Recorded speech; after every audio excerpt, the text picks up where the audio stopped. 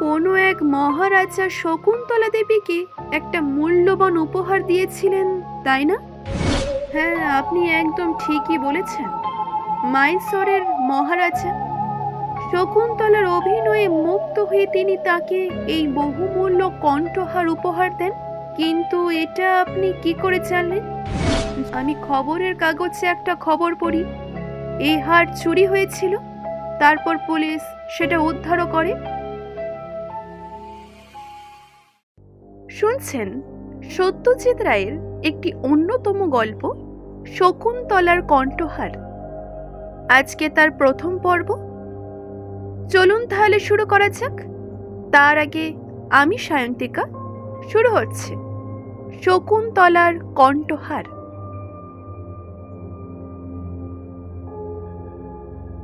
শেষ পর্যন্ত লালমোহন বাবুর কথাই রইল। ভদ্রলোক অনেক দিন থেকে বলছেন, মশাই, সেই সোনার কেল্লার অ্যাডভেঞ্চার থেকে আমি আপনাদের সঙ্গে রয়েছি, কিন্তু তার আগে লখনৌ আর গ্যাংটকে আপনাদের যে দুটো অ্যাডভেঞ্চার হয়ে গেছে, তখন তো আর আমি ছিলুম না। কাজে সে দুটো জায়গাও আমার দেখা হয়নি। বিশেষ করে লখনৌর মতো একটা ঐতিহাসিক শহর। আপনারাও তো সে কবে গেছেন। চলুন না, এবার পুজোয় আর একবার যাওয়া যাক। ফেলুদার লখনৌ ভীষণ ভালো লাগে জানি, আর সেই সঙ্গে আমারও। আইডিয়াটা মন্দ না।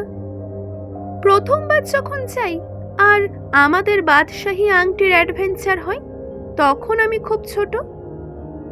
কাজে এখন গেলে লখনৌটা আরো ভালো করে দেখতে পারবো। ফেলুদা তখন বলল, হ্যাঁ, লখনৌর কথা হলেই মনটা আমারও কেমন চনমন করে ওঠে। আর অত সুন্দর শহর ভারতবর্ষে কমই আছে। শহরের মাঝখান দিয়ে নদী বয়ে গেছে, এরকম কটা জায়গায় বা আপনি পাবেন। ব্রিজের একদিকে শহরের অর্ধেক আর বাকি অর্ধেক অন্যদিকে। তাছাড়া নবাবী আমলের গন্ধটা এখনো যায়নি। চারিদিকে তাদের কীর্তির চিহ্ন ছড়ানো। না, আপনার কথাই শিরোধার্য। কদিন থেকে ভাবছি কোথায় যাওয়া যায় এবার পুজোয়। তাহলে চলুন, লখনৌ চলুন। ফেলুদা আজকাল ভালো রোজগার করে। প্রাইভেট গোয়েন্দাদের মধ্যে ওর নামটা কি সবচেয়ে বেশি। মাসে অন্তত 7-8টা কেস আসে, আর প্রতি তদন্তের জন্য 2000 টাকা করে পায়। হ্যাঁ, অবশ্য রোজগারের দিক দিয়ে লালমোহন বাবুকে টেক্কা দেওয়া মুশকিল। কেননা একবার উনি বলেছিলেন ওনার বইয়ের থেকে বার্ষিক আয় নাকি প্রায় 3 লাখ টাকা। তার উপরে নতুন নতুন বই প্রতি বছরই বেরোচ্ছে। আমরা আর দ্বিধা না করে লখনৌ যাবার ব্যবস্থা করে ফেললাম। দুন এক্সপ্রেস, 3টি প্রথম শ্রেণীর টিকিট। রাত 9টায় বেরোবো। পরদিন সন্ধ্যা 6:30টায় পৌঁছনো। সেই সঙ্গে অবশ্য হোটেল বুকিং ও টেলিগ্রামে করে ফেললো ফেলুদা। ফেলুদা বলল, যাবই যখন তখন আরামে থাকবো, নইলে ক্লান্তি যাবে না। জটায়ু জিজ্ঞাসা করলেন, তা কোন হোটেলে উঠবেন? Hotel clerks Awadh. আওয়াধ? আওয়াধ ব্যাপারটা কি বলুন তো? আওয়াধ হলো অধৈর্যার উর্দু নাম। তা লখনৌ বুঝি অযোধ্যায়? সেটাও জানেন না? লখনৌ নামটা এসেছে লক্ষণ থেকে। রামের ভাই লক্ষণ? Yes sir. আওয়াধ হলো লখনৌর সেরা হোটেল, একেবারে গোমতীর ওপরে। হোটেলের পাশ দিয়ে নদী বয়ে গেছে। বাহ, ideal. Awadh on the Gomti. আচ্ছা, ঠান্ডা কেমন হবে বলুন তো? সন্ধ্যার জন্য একটা পুলোভার নিয়ে নেবেন, অথবা আপনার গরম জহর কোটটি। আপনি সাহেব সাজবেন না বাঙালি সাজবেন তার উপর নির্ভর করছে। হ্যাঁ হ্যাঁ, তা আমি দুটোই নেব। Very good. তা ওখানে তো বাঙালি অনেক। বিস্তর। 6-7 পুরুষ থেকে লখনৌতে প্রবাসী এমন বাঙালিও আছে। বেঙ্গলি ক্লাব আছে, সেখানে পুজো হয়। তাছাড়া বলা যায় না, আপনার অনুরাগী পাঠকও সেখানে কিছু পেয়ে যেতেই পারেন। আহ, হ্যাঁ, তাহলে আমার লেটেস্ট বই সংঘাইতে সংঘাত কয়েক কপি নিলে সঙ্গে বোধহয় মন্দ হয় না, বলুন। হুম, কয়েক কপি কেন মশাই, কয়েক ডজন নিয়ে নিন। 5ই অক্টোবর শনিবার আমরা বেরিয়ে পড়লাম। স্টেশনে প্রচুর ভিড়। রিজার্ভেশন ক্লার্ক দেখলাম ফেলুদাকে দেখে চিনলেন, বললেন, চলুন স্যার, আপনাদের বগি দেখিয়ে দিচ্ছি। একটা 4th বার্থ কম্পার্টমেন্টে 3টে বার্থ, এই তো? এই যে আপনাদের বগি, আসুন স্যার। এই যে 3 নম্বর কামরা, আপনাদের জায়গা। একটা লোয়ার, 2টো আপার বার্থ। আমরা গিয়ে আমাদের জায়গা দখল করলাম। বাড়ি থেকে তাড়াতাড়ি ডিনার খেয়ে এসেছি, তাই ট্রেনে খাবার ঝামেলা নেই। একটা লোয়ার বার্থে আরেকজন ভদ্রলোক বসে আছেন। বছর 50 বয়স, মাঝারি হাইট, ঠোঁটের ওপর একটা সরু গোঁফ। আমাদের দেখে একটু সরে বসে পাশে জায়গা করে দিলেন। ফেলুদা সেখানে বসলো, আর আমরা 2 জন উল্টো দিকের বার্থে। আমরা 10 দিন থাকবো লখনৌতে। মালপত্র বেশি নিইনি। আমার আর ফেলুদার একটা বড় সুটকেস নিয়েছি, আর লালমোহন বাবুর জিনিস তার বিখ্যাত লাল জাপানি সুটকেসে। উনি বলেন ওটা নাকি ওনার পাড়ার এক ধনী ব্যবসাদার বন্ধু ঋষিকেশ চৌধুরী জাপান থেকে স্পেশালি লালমোহন বাবুর জন্য এনে দিয়েছেন নাকি। আমাদের সঙ্গে সহযাত্রীটি বাঙালি কিনা সেই নিয়ে একটু সন্দেহ ছিল, কিন্তু সেটা দূর হলো ভদ্রলোক যখন নিচে আলাপ করলেন। ভদ্রলোক জিজ্ঞাসা করলেন, আপনারা কতদূর যাবেন?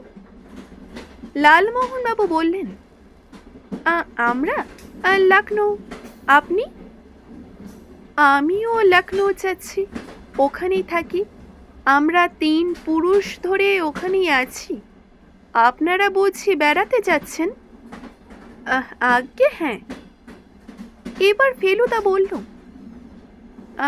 আপনার সুটকেসে দেখছি 3টি ইংরেজি হরফ লেখা রয়েছে, HJB। এরকম অদ্ভুত ইনিশিয়ালস তো খুব একটা বড় দেখা যায় না। আপনার নামটা জিজ্ঞেস করলে আপনি আশা করি বিরক্ত হবেন না। আরে মোটেই না, আমার নাম জয়ন্ত বিশ্বাস, এইজটা হলো হেক্টর। আমি ক্রিশ্চান। আমাদের পরিবারের সকলেরই একটা করে ক্রিশ্চান নাম আছে। ধন্যবাদ। আপনি যখন আপনার নামটি বললেন তখন আমাদের নামও বলা উচিত। আমার নাম প্রদোষ মিত্র, আর এটি আমার খুড়তুতো ভাই তপেশ, আর উনি হলেন আমাদের বন্ধু লালমোহন গাঙ্গুলি। ভদ্রলোক তখন বললেন, আমার শাশুড়ির নাম হয়তো আপনারা শুনে থাকবেন। উনি সাইলেন্ট যুগে ফিল্মে অ্যাক্টিং করতেন, খুব পপুলার ছিলেন। লালমোহন বাবু তখন জিজ্ঞাসা করলেন, কি নাম বলুন তো? শকুন্তলা দেবী। আরে বাস, এ তো একেবারে তখনকার দিনে একজন বিখ্যাত স্টার। আমার এক প্রতিবেশী আছেন নরেশ বোস, এখন বয়স হয়েছে, তবে যুবা বয়সে তিনি ফিল্মের পোকা ছিলেন। তার কাছে বাঁধানো বায়োস্কোপ পত্রিকা দেখেছি, আর তাতে 20 তো শকুন্তলা দেবীর ছবি আছে। তার সম্বন্ধে লেখাও রয়েছে অনেক। তিনি বোধহয় বাঙালি ছিলেন না, কেনা অ্যাংলো ইন্ডিয়ান বলতে পারেন। আসল নাম ছিল ভার্জিনিয়া রেলন্স। তার বাবা ছিলেন টমাস রেলন্স, ছিলেন আর্মিতে। তিনি লখনৌতেই পোস্টেড ছিলেন। তিনি উর্দু বলতে পারতেন। তিনি একজন মুসলমান বাইজিকে বিয়ে করেন, তারই মেয়ে হলেন ভার্জিনিয়া। লালমোহন বাবু তখন বললেন, হাইলি ইন্টারেস্টিং, কিন্তু তিনি তো বোধহয় টকিতে অভিনয় করেননি। না, এদেশে টোকি আসার আগেই তিনি বিয়ে করে ফেললেন একজন বাঙালি খ্রিস্টানকে। তারপর প্রথম সন্তান হবার পরে শকুন্তলা দেবী ছবির কাজ থেকে অবসর গ্রহণ করেন। তার প্রথম দুটি সন্তান ছিল মেয়ে, তৃতীয়টি ছেলে। আমি দ্বিতীয় মেয়েকে বিয়ে করি 1960 সালে।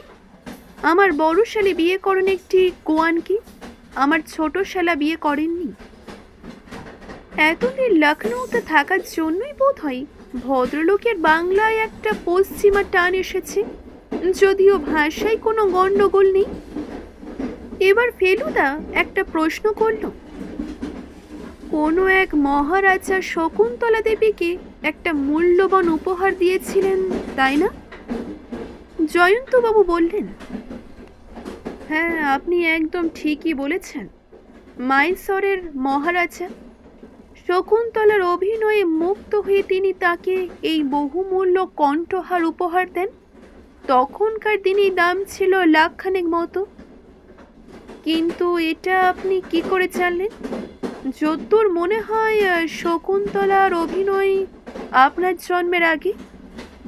ফেলুদা বলল, হ্যাঁ, তা তো বটেই, কিন্তু বছর 15 আগে আমি খবরের কাগজে একটা খবর পড়ি, এই হার চুরি হয়েছিল।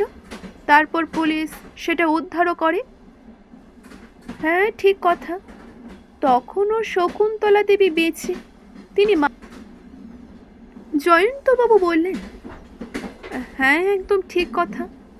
তখনও শকুন্তলা দেবী বেঁচে ছিলেন। তিনি মারা গেছেন এই 3 বছর আগে, 78 বছর বয়সে। মারা যাবার পরেও এই হারটার কথা কাগজে বেরিয়েছিল। কিন্তু আপনার সেই 15 বছর আগের খবরের কাগজের কথা মনে আছে? আপনার মেমারি তো খুব সার্ভ দেখছি। আগে ক্রাইমের খবর আমি বহুদিন থেকে খুব উৎসাহ নিয়েই পড়ি আর মনেও রাখি। আসল কথাটা আপনাকে বলেই ফেলি, আমার পেশাটিও হচ্ছে ক্রাইমের সঙ্গে জড়িত। ফেলুদা পকেট থেকে তখন একটা বড় কার্ড বার করে জয়ন্তবাবুর হাতে দিলেন। ভদ্রলোকের চোখ তো কপালে উঠে গেল। প্রাইভেট ইনভেস্টিগেটর, তাই বলুন। আপনার নামটা খুবই চেনা চেনা লাগছিল। আপনার তো একটা ডাকনামও আছে, তাই না? হ্যাঁ, ফেলু। ইয়েস, ফেলুদা। আমার মেয়ে আপনার ভীষণ ভক্ত। আপনার সব অ্যাডভেঞ্চার কাহিনী তার পড়া। বাংলাদেশে এমনিতে একেবারেই পড়তে চায় না, কিন্তু আপনার বইগুলো সে পড়ে। যাক, আপনার সঙ্গে আলাপ হয়ে আমার খুব ভালো লাগলো। এবার ফেলুদা লালমোহন বাবুর পরিচয়টাও দিয়ে দিল।